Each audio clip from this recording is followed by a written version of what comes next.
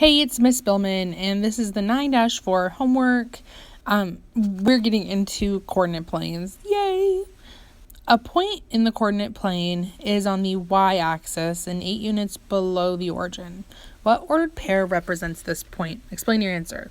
So I know for sure the on a coordinate plane, if it is directly on the y-axis, that means it hasn't gone anywhere for x. Normally x you either move left or right.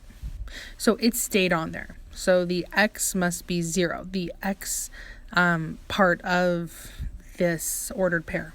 So the x coordinate must be 0. For the y, it will be -8. It is 8 units below. So it is -8. So as an ordered pair, it'd be 0, -8. This question is really tricky because it's testing you to see if it can kind of stump you with this idea that dot didn't leave the y-axis. Even though it didn't leave the y-axis, that means its x is a 0. What? I know, kind of confusing. But I always think about if I plotted it. So if I plotted it directly on what would be 0, -8, for that x, I cannot move anywhere. It's true, I can't. For the y, I just go directly down. Remember, you go horizontal first, then vertical. So these are things to keep in mind when you are looking at ordered pairs in a coordinate plane. The signs of the coordinates of an ordered pair are positive, negative. In which quadrant is the point located? So I know for sure this is quadrant 4. Now, why is it quadrant 4? Because the x being positive, I moved over to the right first. The y being negative, I moved down. Like I went down. This is always good to draw it out, like a coordinate plane. Draw it out and label the quadrants. Remember, we start with positive, positive. That's quadrant 1. That is as if you went over to the right and up. Then you move counterclockwise to quadrant 2, which is negative, positive. You went over to the left and up. Quadrant 3 is negative, negative. That is over to the left and down.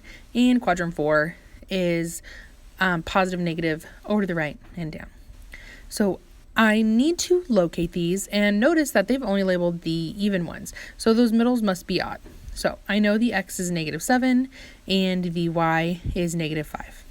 Point B, and it's right up there. Oh, it's just like in this problem, just a little bit different, but it stayed on the y, so it's 0, and it went up 7.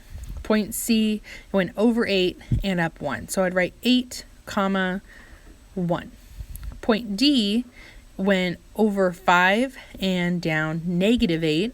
So I'd write 5, -8. Now I'm going to plot some points. We're going to point W is at -3, 0. So I go over 3. 1, 2, 3, and down 0, which keeps it right on the x. So I put a dot there and put a W.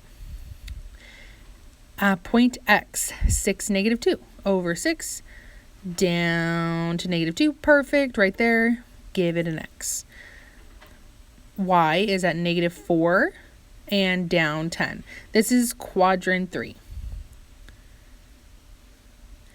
And point Z is -6, 6. This is quadrant 2. And sometimes I have to double check where I'm going because I don't want to end up at the wrong number. Label it with a Z, and those are looking at my quadrants.